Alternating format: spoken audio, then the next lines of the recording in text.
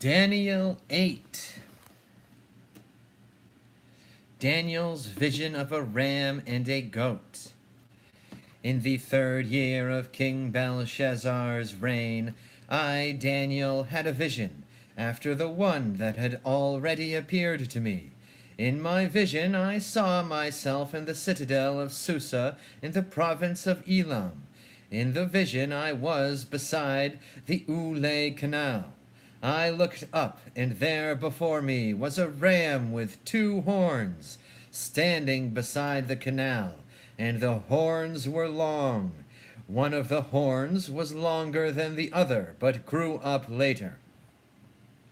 I watched the ram as it charged toward the west and the north and the south. No animal could stand against it, and none could rescue from its power. It did as it pleased and became great. As I was thinking about this, suddenly a goat with a prominent horn between its eyes came from the west, crossing the whole earth without touching the ground. It came toward the 2-horned ram I had seen standing beside the canal and charged at it in great rage. I saw it attack the ram furiously, striking the ram and shattering its 2 horns. The ram was powerless to stand against it. The goat knocked it to the ground and trampled on it, and none could rescue the ram from its power.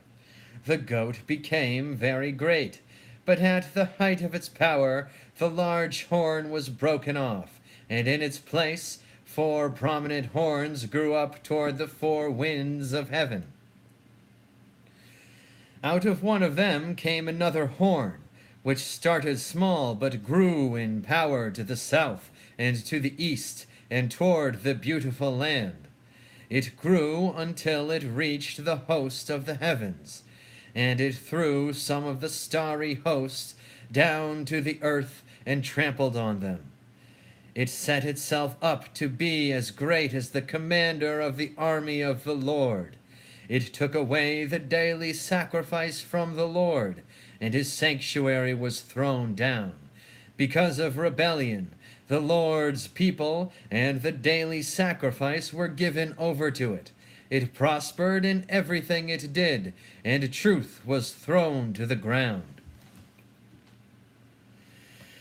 Then I heard a holy one speaking, and another holy one said to him, "How long will it take for the vision to be fulfilled? The vision concerning the daily sacrifice, the rebellion that causes desolation, the surrender of the sanctuary, and the trampling underfoot of the Lord's people." He said to me, "It will take 2,300 evenings and mornings. Then the sanctuary will be reconsecrated." The interpretation of the vision. While I, Daniel, was watching the vision and trying to understand it, there before me stood one who looked like a man, and I heard a man's voice from the Ulai calling, "Gabriel, tell this man the meaning of the vision." As he came near the place where I was standing, I was terrified and fell prostrate. "Son of man," he said to me, "understand that the vision concerns the time of the end." While he was speaking to me, I was in a deep sleep, with my face to the ground. Then he touched me and raised me to my feet. He said, "I am going to tell you what will happen later in the time of wrath, because the vision concerns the appointed time of the end. The 2-horned ram that you saw represents the kings of Media and Persia. The shaggy goat is the king of Greece, and the large horn between its eyes is the first king.